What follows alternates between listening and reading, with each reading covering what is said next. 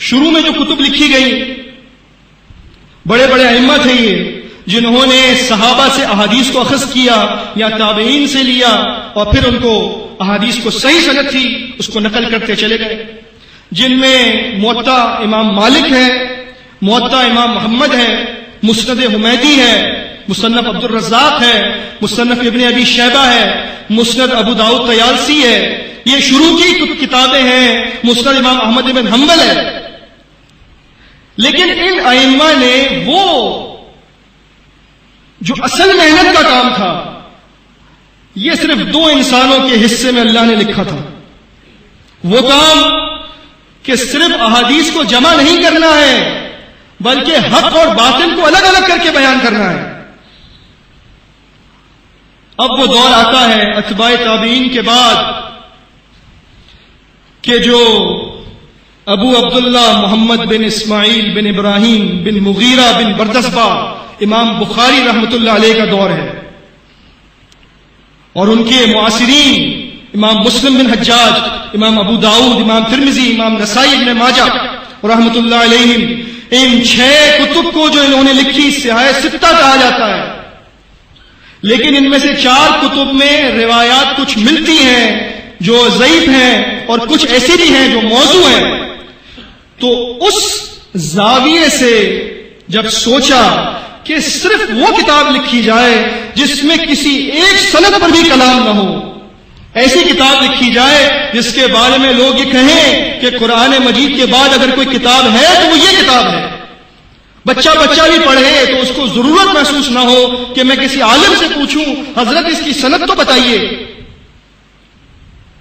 یہ کام اللہ تعالیٰ نے اپنے 2 بندوں سے لیا، امام بخاری رحمۃ اللہ علیہ اور امام مسلم رحمۃ اللہ علیہ، جن کی کتابیں آپ پڑھتے ہیں۔ یہ ان کا کارنامہ ہے جو اللہ کی توفیق سے ممکن ہوا۔ امام مسلم رحمۃ اللہ علیہ کہتے ہیں، صحیح مسلم میں کتاب الصلاۃ میں باب التشہد میں لکھتے ہیں، لیس کل شیء عندی صحیح وضعتها هنا، ہر وہ حدیث جو میری نظر میں صحیح تھی وہ میں نے یہاں نہیں لکھی، انما وضعتها هنا ما اجمعوا علیہ، میں نے تو اس میں صرف وہ روایات لکھی ہیں جن کی صحت پر سب کا اجماع ہے، سب کہتے ہیں روایات صحیح ہے۔ یہ کس پائے کے لوگ تھے؟ امام بخاری رحمۃ اللہ علیہ، یہ شاگرد ہیں امام عبداللہ بن یوسف رحمۃ اللہ علیہ، ان کے شاگرد ہیں۔ نصرت الباری میں ہے کہ عبداللہ بن یوسف رحمۃ اللہ علیہ اپنی کتابیں لے کر آئے امام بخاری کے پاس، ان کے سامنے رکھی اور کہنے لگے، انظر فی کتبی فما وجدت فیہا من خطأ فاضرب علیہ، میری کتابوں کو ذرا غور سے پڑھ لیجئے۔ یہ کون کہہ رہا ہے؟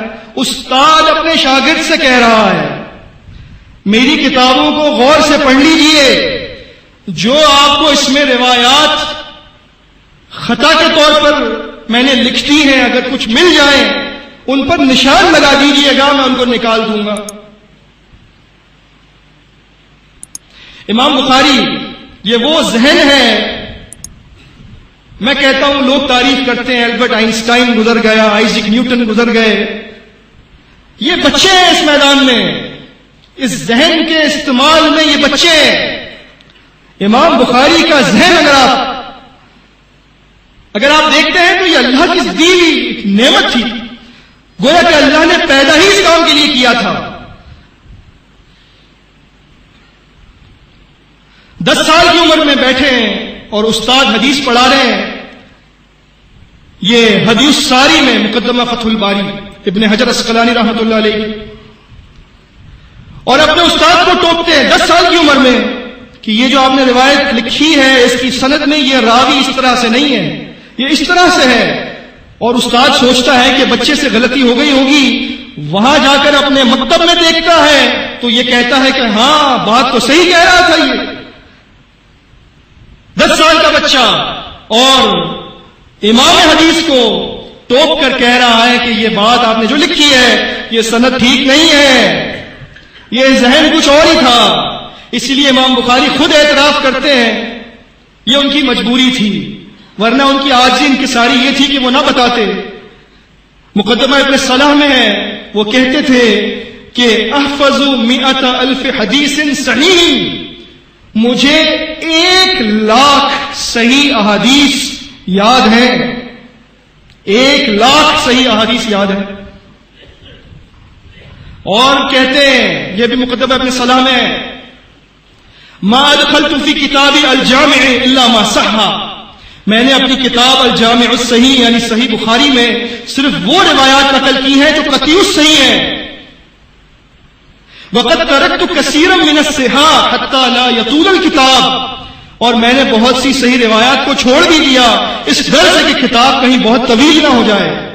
یہ بعد میں احادیث دوسرے ائمہ نے لے کر اپنی کتابوں میں درج کی۔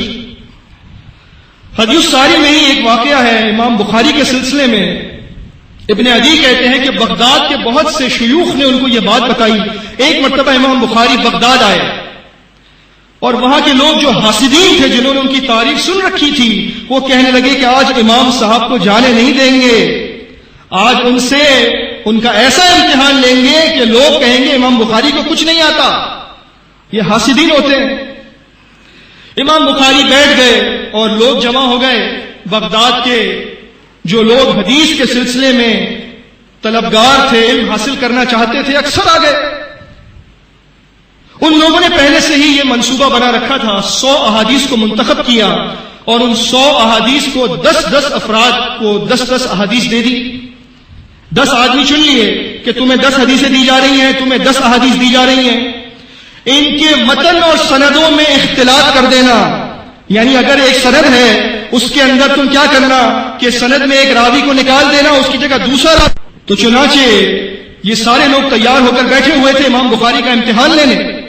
امام صاحب بیٹھے، ان میں سے پہلا شخص اٹھا، اس نے حدیث ایک پڑھی، اس کی سند میں سے ایک راوی کو اس نے غائب کر دیا۔ امام بخاری کہنے لگے لا اعرفہ، مجھے یہ حدیث معلوم نہیں ہے، تم کیا کہہ رہے ہو؟ اس نے دوسری حدیث پڑھی، اس میں بھی سند اور متن میں خلط ملط کر دیا اس نے۔